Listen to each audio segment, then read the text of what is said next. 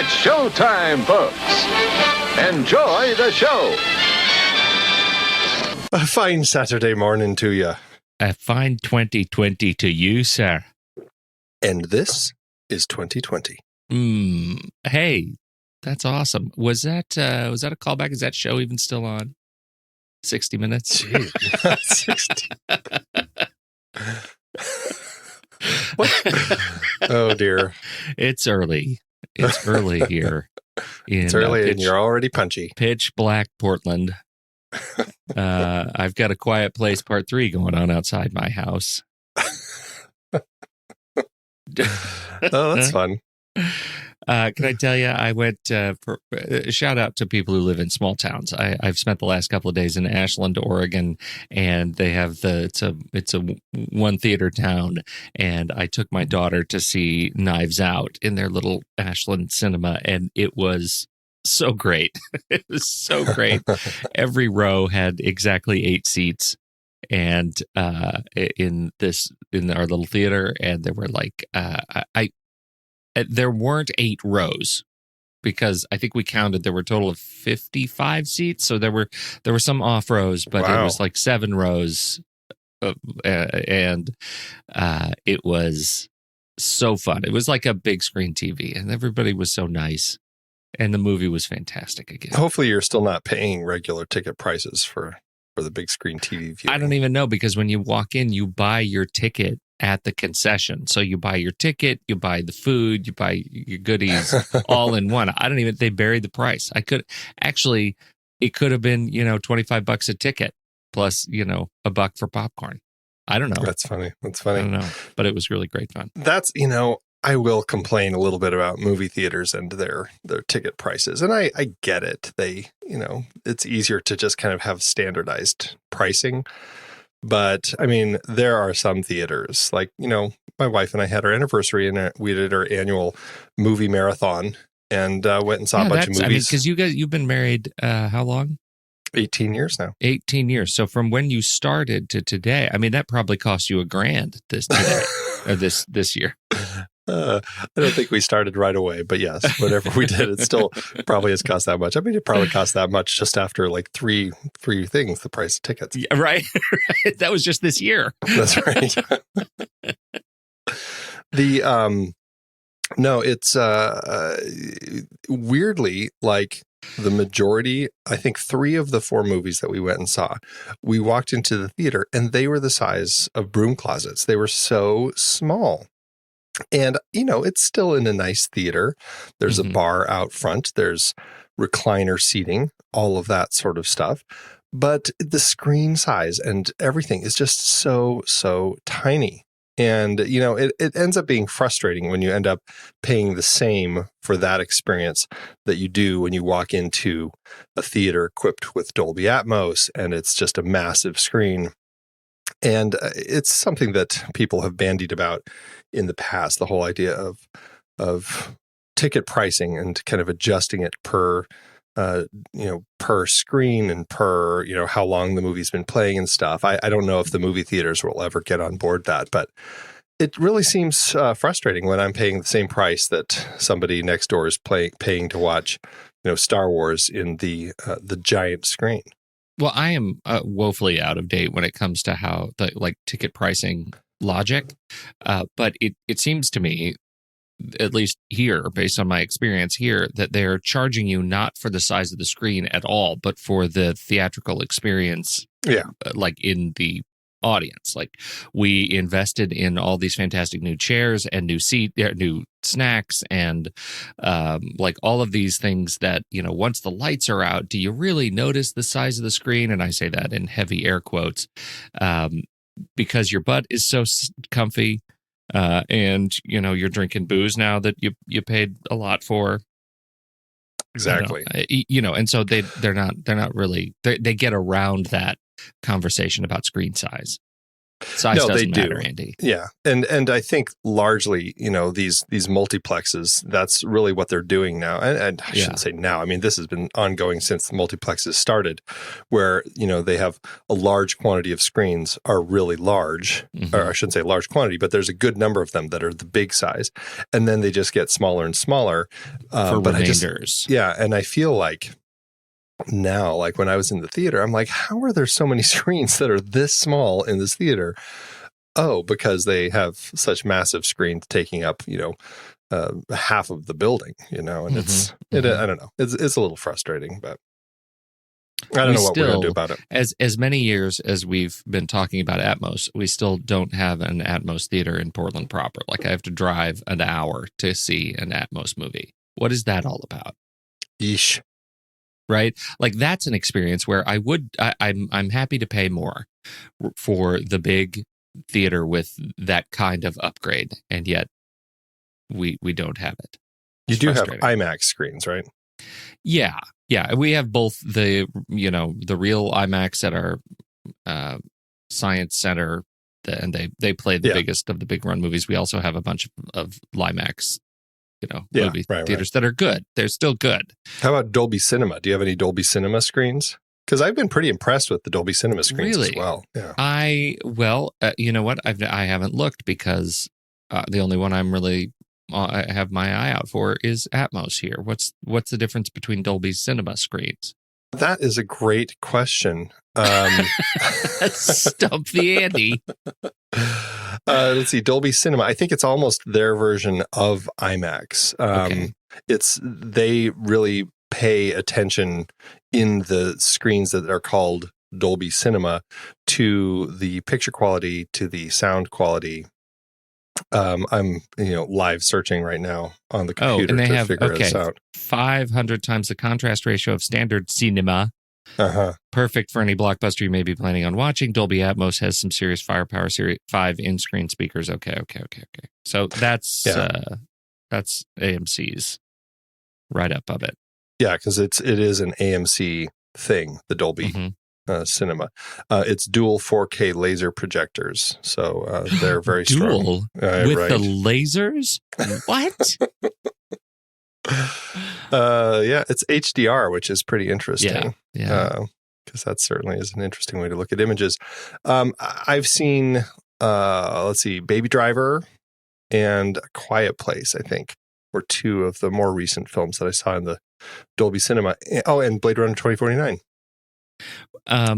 So because AMC is not big in Oregon, obviously we have no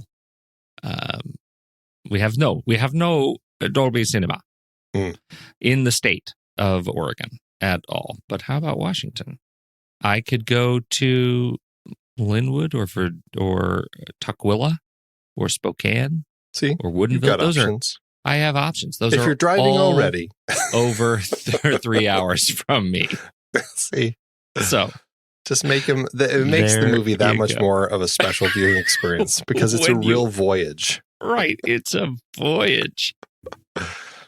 Oh man! So I packed my trunks and I hit the open water. Well, do you have Regal? Yes, Regal Cinema. So RPX is their version. Is RPX HDR? That's the thing. Well, here you go. RPX is bigger screens, newer projectors. It's not as premium as Dolby or IMAX. No, it's not. And that's our primary. Of course, what I have access to is second fiddle to what you have access to, but it is not as good as yours. And so it's so not as good that I go in now and I don't even really notice a difference. I certainly don't notice the sound. We get a little bit of a rumble seat thing going on, not quite 4D butt shaker experience, but it's not. It's so few movies that I see actually make use of, I think, what the technology exists in the theater that to its greatest effect. And I wonder about that. Like, I wonder how much mastering has to be done per each cinema display technology in order to give you the best effect, right? How many different RPX versus Dolby Cinema versus all the, are they doing versus just sending out a really, their best master they can to everybody, generic master. Yeah, that's always the question, because I mean, it takes time and energy to kind of fit your entire project into these other formats. Yeah. So I imagine that there's, the ones that they definitely market are probably the ones that they really push, and and then the rest of it is probably just kind of more the generic mix that everyone else is getting. Because they're not going to make a separate mix for RPX and Dolby Cinema and IMAX and Dolby Atmos, and they're just it's just, unless it's a big thing, I can't imagine that they're going to put that much energy into splitting it up quite that much. And honestly, to a certain extent, the average Joe isn't going to notice the difference. Yeah, Joe doesn't complain. Anyway, what we have a few bits of news. Oh, I should ask, since we've been apart, right? The last time we were together, we did our giant re-ranking. Yes. And we now have 117 movies ranked between 5 of us, some alphabetically. And has anything changed for you in the last week on that re-ranking? Do we need to start re-ranking that list? Re-rank our ranking. 25 films of the decade. Oh dear, I certainly don't think so. Have you seen anything in the last week that should be added to that list? I have not. Because now the new year has happened, and we're not allowed to update that list. So that list is dead to us now. Yeah, it's dead to us now. We're starting the new list. Right. I'm starting my 2020s list. Yes. Have you seen? That's a better question. Have you seen anything that should be on that list? I haven't. I don't think anything has been released. I mean, there might have been some movies that came out yesterday, but you weren't there. Okay. I apparently wasn't. Yeah. What opened yesterday? Did anything open on January 3rd that's not that's a new release? That's not like a, following up from Christmas sort of release? Yeah. I don't know. I've been on the road, man. Yeah. I don't know. The Grudge, did that, or is that next week? Oh, The Grudge. No, the Grudge was the only thing. Yeah. That opened. Yeah. All right. Well, I didn't see it. I didn't either. It's going to be knocked off my list. I'm saving it for when we do our Grudge series. Wait, we'll watch the whole series. Did you sneak something on the schedule I'm not aware of? All right. We have just a little bit of news. Yeah. Some sad news. Syd Mead passed away this past week. Quite the visionary and the futurist. A lot of amazing stuff that he kind of designed that made its way into various films. Largely stuff from the 80s that we grew up on. Yeah, but still Tomorrowland. He's definitely a future, a fantastic futurist with just some amazing stuff. I mean, Blade Runner, Star Wars, Star Trek, the motion picture. Trek, yeah. Right? He's Aliens, behind V'ger. Tron. Yeah. I saw him when I was in high school. I went to my mom took me because she knew I was interested in that sort of stuff, and she took me to see him speak at the college near us. And I just remember how amazing the stuff that he designed was, and I was just endlessly fascinated with his work. Really cool stuff. Yeah, very, very cool stuff. He worked on Mission Impossible 3. What did he do in that one? I don't know. What was future design in that one? Well, the whole thing is just, the whole movie, Andy. It's all in the future. The third one doesn't seem like it's just like Rescue My Wife movie. It's basically, another opportunity. It should have been Liam Neeson. It's actually, no, it's actually the future that we're all going to get. Not like there are no flying cars because we should have had flying cars long ago, according to, early Syd Mead. But this is Syd Mead giving up. It's what Mission Impossible 3 is. It's Syd Mead saying, you know what, we're never getting flying cars. Here's what you get. It looks exactly like today. Enjoy it. Enjoy it, right? You know how they build buildings in that big sky. It's going to look exactly like that right now. Syd Mead. All right, what a legacy. Okay, you want to do trailers? Should we do trailers? Yeah. You go first, I guess. Oh, right, because you didn't post yours until this morning. Until right before we recorded. Right before we recorded. Isn't that fantastic? Mm-hmm. I'm a giver. I am choosing. I just need help. This is I guess a white flag, Andy. This is I know you and I have talked about this movie existing. I know I've talked about it a little bit in the community. I'm talking about Gretel and Hansel. The full trailer dropped, and it is a fantasy horror thriller coming out later this month. Oh my gosh. And it is, it's the story we all think we know about Hansel and Gretel. And they go into the woods and they find the witch, and her house is not made of, but certainly full of all kinds of sweets and goodies. And this one is not a kid's story. In fact, it's one that when I watch it, I think, why are there kids even? Are these CG kids? Because that's the only way I would want these kids in this movie, that they're completely invented, manufactured children. It looks really scary from director Oz Perkins and writer Rob Hayes. And it stars Sophia Lillis, Alice Krieg, Jessica DeGao, and Charles Babola, and let's see, there's some others in here. Samuel Leakey as Hansel. Sophia Lillis, I think we know and love from Stranger Things. No, from It. I mean, It. Oh, gosh. Another horror franchise with children. It, Stranger Things, and now Hansel and Gretel. Good. There you go. All right. I'm surprised that Alice Krieg isn't the reason you picked this, since she was the Borg Queen. Yeah. And, yeah. I was like, oh, maybe that's why Pete picked it. But no, you just gave up. You just no. I throwing in the towel, picking a horror movie. No, Andy, I have told you that Midsommar changed my tune. I finally come around, and so this is me embracing my new inner self, my inner love of horror. I pick this, and I think to myself, do I regret saying that out loud? So I think there are some really strong visuals in here.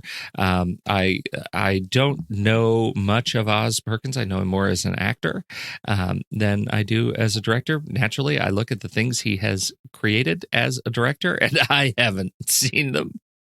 I just watched The Black Coat's Daughter. I'm the Pretty Things. Yeah, I just watched I'm the Pretty Thing That Lives in the House, which I really enjoyed. It would be your style of horror, because it's really kind of slow paced, very kind of poetic, very it's very haunting. It's much more of kind of a haunted house story than it is a horror movie, and it works really effectively. It's beautifully shot. I really fell in love with it.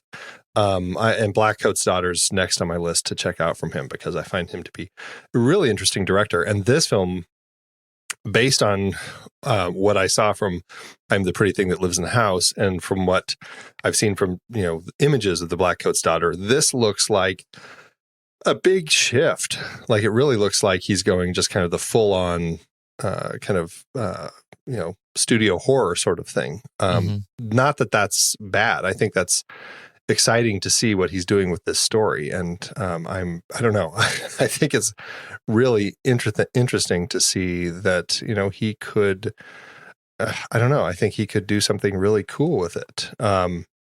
Osgood Perkins, he is the son, of course, of Anthony Perkins.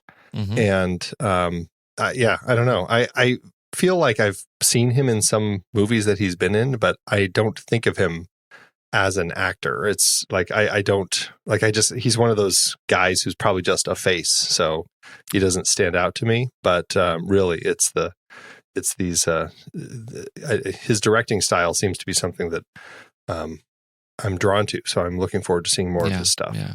And Rob Hayes, this is looks like his first feature film project as a writer. He's been on the Stephen Amos show and Chewing Gum. He wrote some additional material, whatever that looks like in that project, a TV series. But this looks like his first feature film. I found myself weirdly satisfied by the what I imagine went on as they start to think about this. What would be a great cinematic universe is the Hansel and Gretel or the Grimm fairy tale cinematic universe. Like for some reason, I really want now all of them to be made like this. And I hope this one doesn't disappoint, because this could be a really fun horror exploration of what frankly should have been horror all along. And especially, I mean, since they are, the subtitling it, Gretel and Hansel, a Grimm fairy tale. So it does make me think, ooh, maybe they are going to do some more of these. And if so, that excites me quite a bit too. Yep. Very, very intriguing. So that comes out in the U.S. January 31st. The Greeks get it on the 30th. Also in Netherlands and Saudi Arabia. But everybody else gets it on the 31st. Slovakia, February 13th. Sorry, guys. Brazil, February 20th. Italy. Germans aren't even on the list. Angela, come on. They don't even get it. Yeah. All right. What do you got? My trailer is, it should come as no surprise. It is a sequel to a fantastic film that came out a couple years ago. Now, A Quiet Place. This is A Quiet Place Part 2 that John Krasinski pretty much put into action. I should say, Paramount Pictures pretty much put it into action as soon as the movie completely surprised them with how successful it was. The first one, they had forecast on its opening weekend it would make in the mid 20 millions as far as its opening weekend. It ended up making more than 50 million opening weekend. And instantly they got in touch with Krasinski and said, get that sequel underway because it's greenlit already. And so he set to work, and he was not really sure he wanted to, because he thought of it kind of as a one-off. But as he kind of worked on it, he realized that it's kind of a fun world, and he's been kind of playing around with it. And he said it's kind of this, he sees it now as this larger universe that he can kind of play around with. So who knows, if this second one is successful, there may be even more. But A Quiet Place Part 2, it's again directed by Krasinski with his wife, Emily Blunt, and Millicent Simmons and Noah Jupe reprising their roles. Also, Cillian Murphy and Jimon Hounsou are a part of it this time. And it starts feeling a little bit kind of like The Walking Dead, where you have these people trying to survive in this world with these strange alien creatures hunting them when they make sounds. And but then they run into people, in this case, Cillian Murphy and Jimon Hounsou, and start realizing maybe the humans are just as much of a threat as these monsters are. At least that's kind of the vibe that you get from their trailer and the marketing materials. So I am very excited. I just think it was such a pleasant surprise, this film, the first one. And so I'm very much looking forward to it. I'm hoping it doesn't feel unnecessary. I'm hoping that Krasinski has found a way to keep it moving forward and make it feel fresh. So what do you think? I'm right with you. I think what a surprise A Quiet Place was. It bums me out that Krasinski isn't in it. And I think back, like, how could they retcon number one to make? No, they're just not going to do that. It was a great surprise. I think he's a great talent. I worry a little bit because I'm also a fan of not John Wick show, the Jack Ryan show. Oh. Right. And I was disappointed in what they did with season 2 of Jack Ryan. They went in a direction that felt, again, they did some things with the character that were unnecessary. And so I'm in that space with this. Like, why are we here? Part of what was so charming about it was their relationship, and how much fun it was to see this husband and wife team on screen together. And, if I kind of live in that meta place watching them do this, go through the world of A Quiet Place was really exciting and exhilarating and scary, and so without him, I'm hopeful. I mean, Emily Blunt is amazing as a performer. Obviously, she can certainly carry this without her husband, but that was part of what made the experience of A Quiet Place anomalous to me, was the fact that the two of them were doing this together on screen. And so I'm going to miss that. And I'm less interested in the world without them as a couple.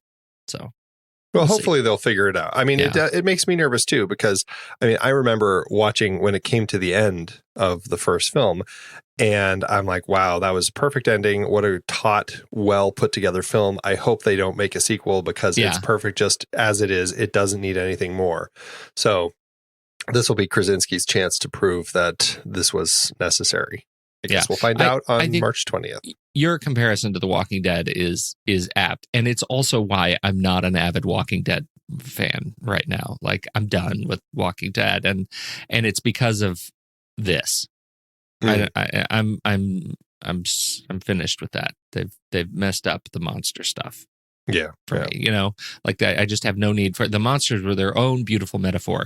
Now that humans are hating on humans, and these aren't the kind of humans you want to save, that's not a story I'm into. And it's taken the whole zombie monster environmental fear into a place that's not why we have the zombie monster environmental fear anymore, right? They've mucked it up. So yeah, right. Yeah. All right, I'm done. I hear you. Well, March 20th, this opens wide, pretty much right around there, around the world, starting the 18th in some spots through the 20th, except for Latvia, which gets it the 27th, and Argentina not until April 16th. So there you go. A Quiet Place, Part 2. All right. We're going to try some re-ranking, even though we don't have Steve for his part of the game. All right. That is correct. So let's do it. First up, we have Ronin or Planet of the Apes. I got to go Planet of the Apes. Yeah, well, I don't. You do. I've got to go You just Ronin. don't know you do. Of course I've got to go Ronin. Of course I do. All right. Well, here we go. All right. Right out of the gate, we're already fighting. 1, 2, 3. Scissors. Rock. Look at that. Ronin's going to have a big old jump here. Well, not too big. 134 to 114. 20 spots. I'll take it. Next up, we have Only Angels Have Wings from our 1939 series, or Murder by Death. I'm fairly middling on both of those. I'll say Murder by Death because at least the conceit is pretty clever. Yeah, I will also go Murder by Death. Went from 391 to 280. Wow, there was a big jump for that one. Detour from our film noir series, or Sweeney Todd, the Demon Barber of Fleet Street. I love Detour, but I feel like I'm going to give it to Sweeney Todd. Yeah. Sweeney Todd held steady, 191. Romeo and Juliet from our 1968 Best Picture series, or The Red Shoes. That was a while ago. That was our cinematographer series on that one. Yeah. I'm going to say The Red Shoes for sure. Yeah, Red Shoes. Red Shoes went from 340 to 225. Mary Poppins or Raising Arizona. Oh, Raising Arizona. I love Raising Mary Arizona. Poppins. Right. But it's Raising Arizona. For a minute there, Arizona. like you said Raising Arizona, and I heard The Big Lebowski, and I was about to fight you. But you're right. No, it is Raising Arizona. It would have been a big jump for Mary Poppins because Raising Arizona held steady in spot number 4 on our chart. Yeah. It is way, way up there. Yeah. The Man in the White Suit or E.T., the Extraterrestrial. Oh, I got to go E.T. I mean, The Man in the White Suit's commercial. a great movie, but... you can't judge it on the commercial. Okay, no, it's E.T. Commercial should never have been made. E.T. held steady in spot 7. See? I have to say, there are a lot of people who wrote me over the holiday season with recommending that I watch that trailer because it was so good. The E.T. thing? Yeah. I just want that to sit out there, right? That we are, in some cases, we are an island together. That is true. That is true. We're like a series of islands. We're We're like a series of small. Yes. Are we an archipelago? We're the next real archipelago for film lovers. That's right. Oh, all right. Next up, we have The Girl Who Played with Fire, or The Descent. Oh, The Descent. The Descent. The Descent held steady in spot 91. Next up, we have Scoop from Woody Allen, or The Natural. Oh, The Natural, absolutely. Wait, do you remember how bad Scoop was? What a terrible film. Yes, you can have it. The Natural held steady 203.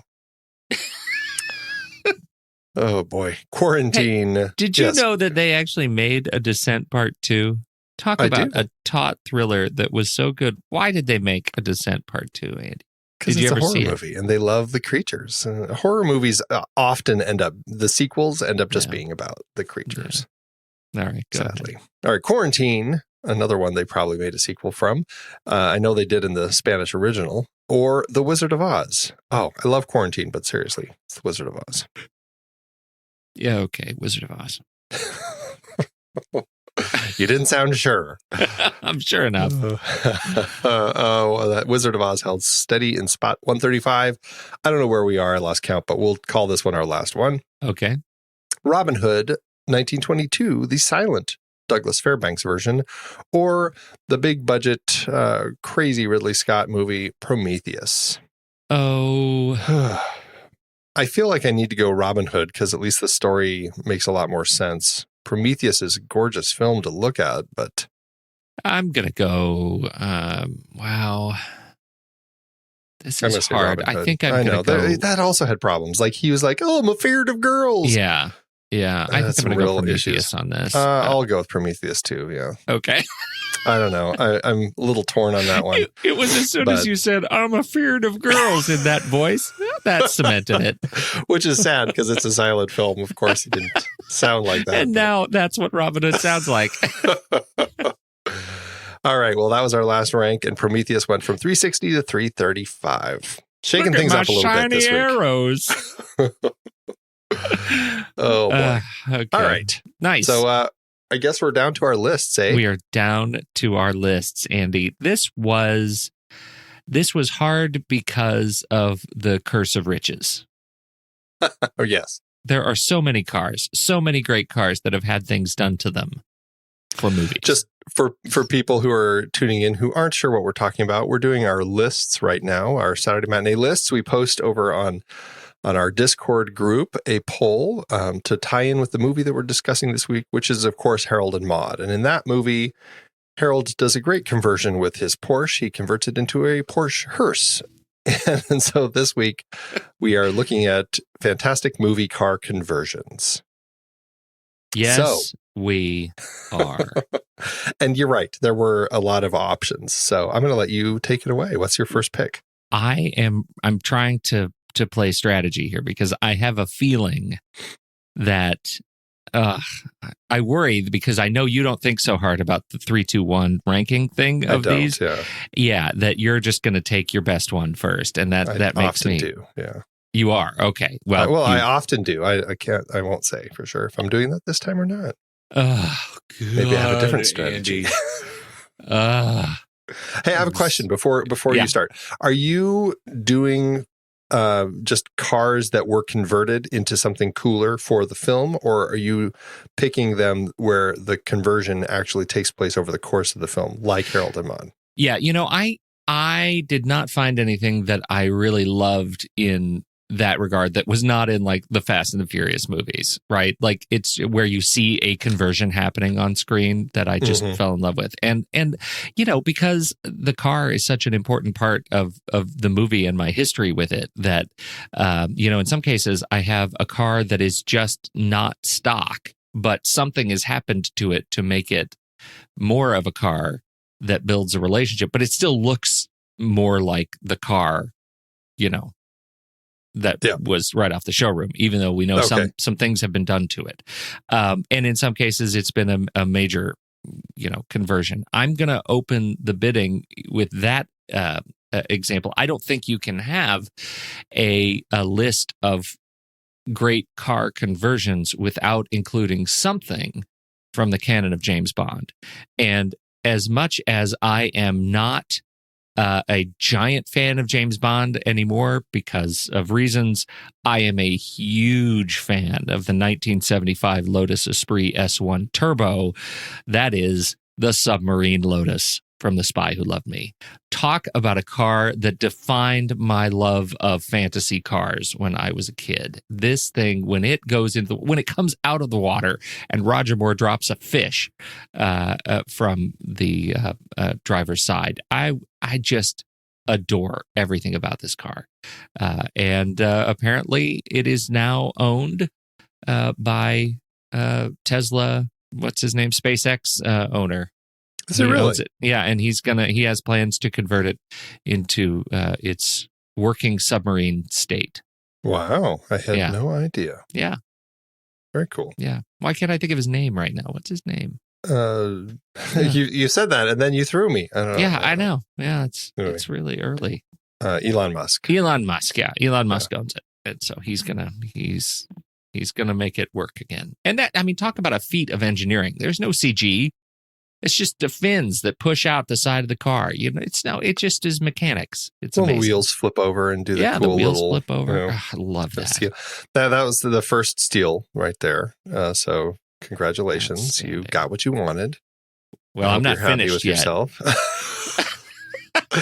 Well, I have to go with, I guess, what I would call is for me my most obvious one. If you're going to start with your gloves off, I'm going to do the same thing. I am going with another one that is possibly one of the most obvious ones. It is when you turn a DeLorean into a time machine. And it is, of course, Back to the Future. What a cool way to travel back in style or forward in style, depending on which direction you're going. I didn't even know what a DeLorean was when I saw Back to the Future, but I was just endlessly fascinated by the coolness of that car. And of course, since then, I've been able to sit behind the wheels of a DeLorean and pretend that I'm Marty McFly. It's just fantastic. It's such an awesome, just an awesome idea to do that with an 80s time travel movie, because you know, for our age, when you see something like that, it just looks cool and it makes sense. So I loved it. Back to the Future, first pick.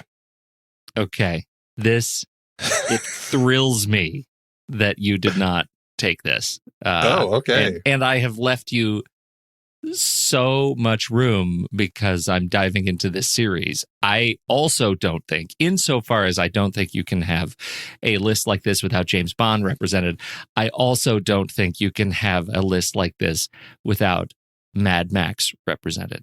And do you know what I'm doing? Can you pick it? Do you know what I'm picking? I don't, but I left Mad Max. I was going to call it my Mad Max memorial list since we've talked about all the movies. And I was like, well, I can't put any of those on, but leave it to you to pull a Steve. I am, yes, this is the Steve corollary, and I am picking from Fury Road, the Giga Horse. Yeah. The double 59 Cadillac bodies riding atop a massive truck chassis powered by twin Chevy big block V8s that have both been supercharged. And it's driven on those giant tractor tires, and it is just an amazing looking vehicle that drives across the desert on stilts. So it is a real standout car, even in a movie full of standout vehicles, like the truck with the flaming guitarist on it. This one just really catches the eye because it's a car stuck inside another car. Yep. And I love it.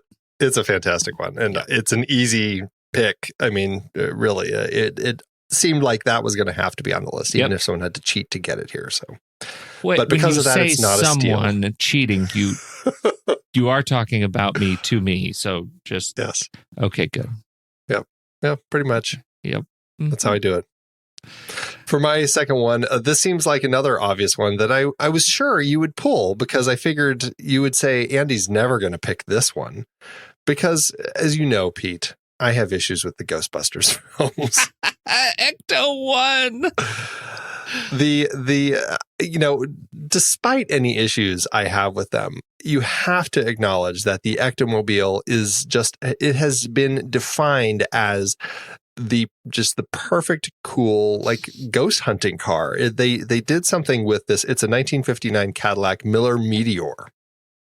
And they made this, it's kind of a hearse type of car, or I guess it was an old ambulance that they turned it into the coolest car to go hunting ghosts in. And I'm not really that excited about the new Ghostbusters film, but seeing that car like driving around in cornfields, it just looks cool because it's this car. And so I had to go with it, even though it's not my favorite franchise. But the Ectomobile is an absolutely classic movie car that has made it to my list. So there you go.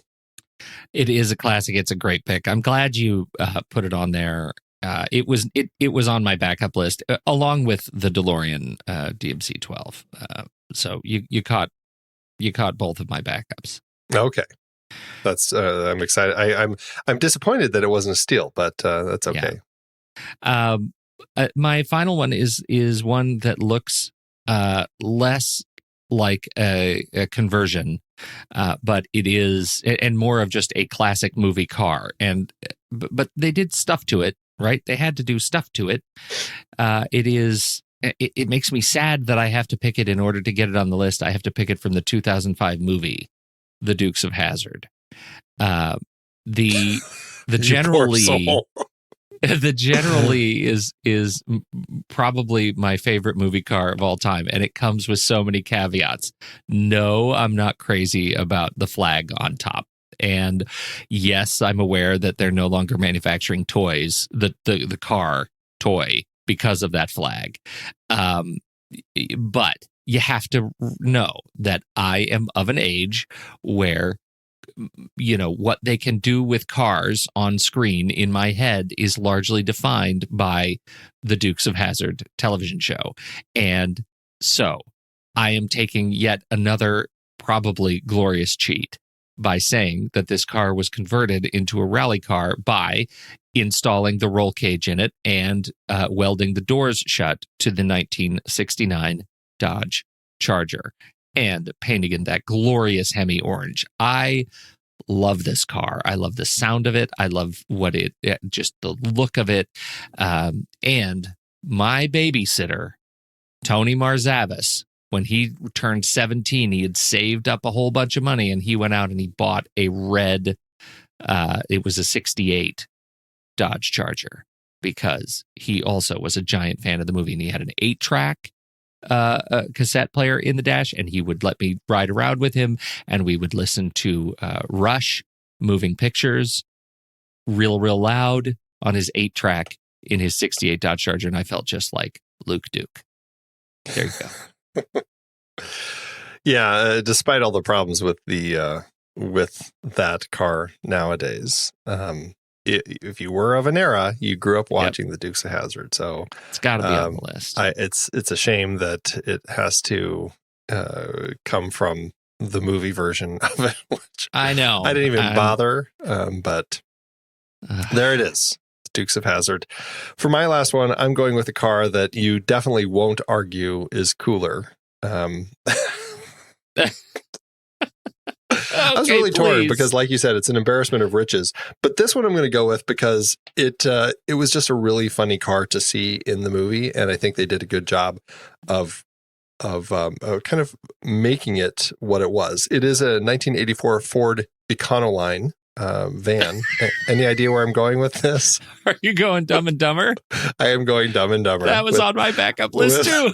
With the Mutt Cuts dog car. Oh yes, it's got a dog. The whole thing looks like a big dog with a nose and tongue in the front and a little leg on the side and ears, kind of all floppy and furry. It's the Shaggin' Wagon. It is just. They have to lift the rear leg to get the gas cap. I mean, the whole thing it cracks me up to no end. And seeing that car racing around, a lot of fun. So, and it's a movie that I think holds up. I mean, it's definitely a Farrelly Brothers, kind of raunchy comedy.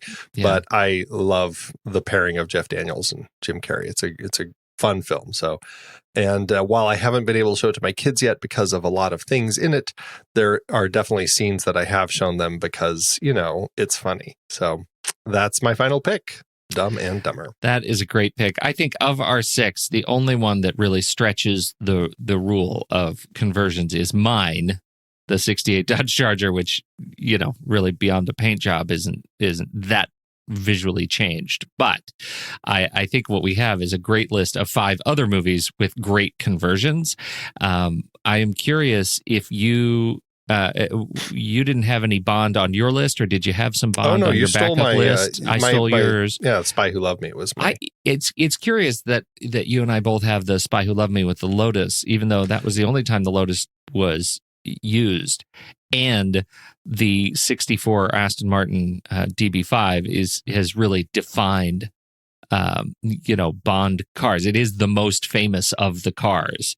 It is, but I think when we're talking car conversions, the whole idea that it turned into a submarine, like you, I mean, that totally burned into my brain as a cool spy thing. Yep. And so I think that's largely why that is the direction that my brain went also. Okay, good. And I am very surprised that, speaking of Ian Fleming, that you didn't pick your old favorite. Where is Chitty Chitty Bang Bang, Andy? Oh, it's right here. Whither Chitty Chitty?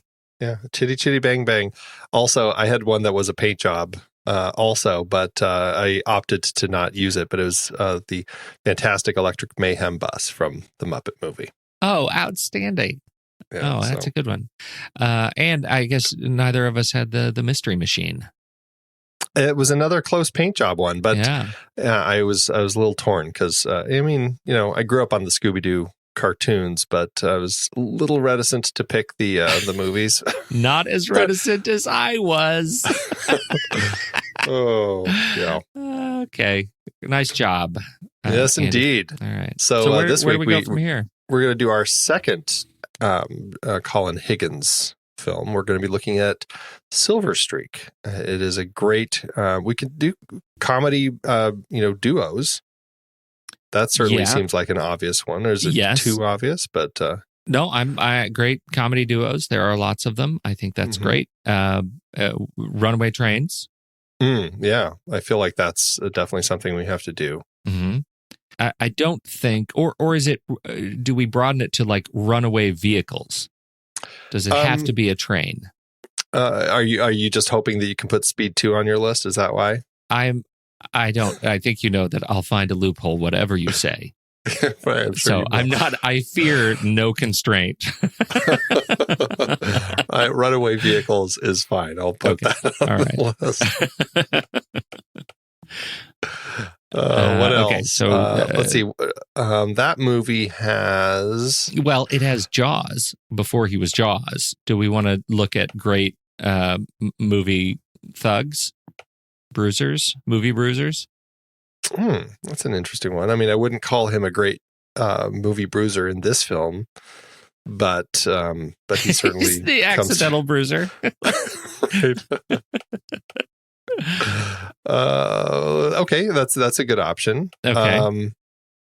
Are there anything else that we'd like more? Or? What else? I'm sure this was one that we talked about. Oh, well, yeah, because I mean, there were plenty of tropes. There were all the tropes. But some of these, it's like, how hard is it going to be to come up with, movies where the cops bring their the civilian along on the is that an IMDb trying to stop keyword? The bad guys. Right. I'm okay with this, though. I'm just trying to think, were there any other good tropes that this one had? Let's see. Well, we had the undercover policeman. Comedy right, the undercover FBI. Terrible pickup lines. Worst movie pickup lines. Or best movie pickup lines, depending on the perspective. Do you go all the way? Yeah, no, I'm okay. Okay, let's so runaway vehicles, great comedy duos. Movie bruisers. Yeah, movie bruisers. All right, that poll is going up in our Show Talk channel over on Discord, so get in there and cast your vote. I think they need to be Patreon supporters to access that channel. Is that correct? Yes, in the Show Talk channel. Yeah, for as little as $1 a week. $1 a month. I think they need to be on the second tier. Second tier, So $3 more than a month. $1, something like that. You won't Check it even out at feel it. patreon.com. You won't even Yeah. feel it. It's worth It's it like a because of all the Starbucks other coffee once a fantastic month. things you get. You get access to the live stream. You get access to early releases of shows. You get access to a lot of stuff. Plus, you get access to the Show Talk channel. Exactly. So, and you there can you go. cast your vote and Nice job. let us know what you think. And it should be fun. So thanks, everybody, for tuning in to this week's Saturday Matinee. And until next week, have a good one. And don't forget to check out the Next Reel merch at thenextreel.com/merch. Oh, yeah. There's some great shirts in there from all sorts of wonderful silliness from the show. And Hondo.